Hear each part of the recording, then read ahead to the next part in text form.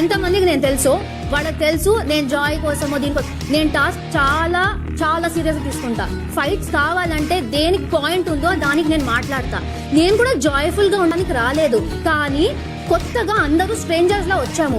నీకు నా గురించి తెలీదు కాబట్టి నువ్వు నేను జాయ్ఫుల్ గా ఉన్నాను, నేను ఫన్ గా ఉన్నాను అనుకుంటున్నావు. కానీ నేను ఎందుకు చెప్పాను అని కూడా చెప్పాను. స్టార్టింగ్ లో మీరందరూ అడుగుతున్నప్పుడు ఏ పని చెయ్యాలి, నీకే ఆమె రేషన్ గురించి నాకు ఇప్పుడు వద్దు అని చెప్పినప్పుడు నీకు ఏ పని కావాలి అన్నప్పుడు నాకు ఇంట్లో ఏ పని ఓకే, కానీ నాకు రేషన్ ది నాకు రెస్పాన్సిబిలిటీ వద్దు అనింది. దెన్ సీత చెప్పింది నాకు నిజంగా కిచెన్ పని నాకు ఎంజాయ్ అవుతుంది, సో నాకు అది కావాలి. నేను ఆమెకి ఏం చెప్పానంటే యాక్చువల్లీ సీత కిచెన్ లో ఉండాలనుకుంది, నువ్వు చెప్పావు వేరే పనులు కూడా నువ్వు చెయ్యాలి, నీకు ఓకే అన్నావు కాబట్టి మీరిద్దరు స్విచ్ అయిపోయి ఉంటే అది అయిపోయేది. అంటే ఈజీ సొల్యూషన్. అందరూ వాళ్ళకి ఇచ్చిన రెస్పాన్సిబిలిటీస్ చేశాక నేనేమన్నా అంటే ఫుల్ డే అందరూ వాళ్ళ కార్నర్స్ లో కూర్చునే బదులు ఎప్పుడైనా ఒక్కసారి కలిసి ఏదైనా చేస్తే బాగుంటది అన్నాను. హౌస్ మేట్స్ మేము, ఇంకా అంత మిస్అండర్స్టాండింగ్స్ బిల్డ్ అవ్వడానికి అన్ని గొడవలు కాలేదు.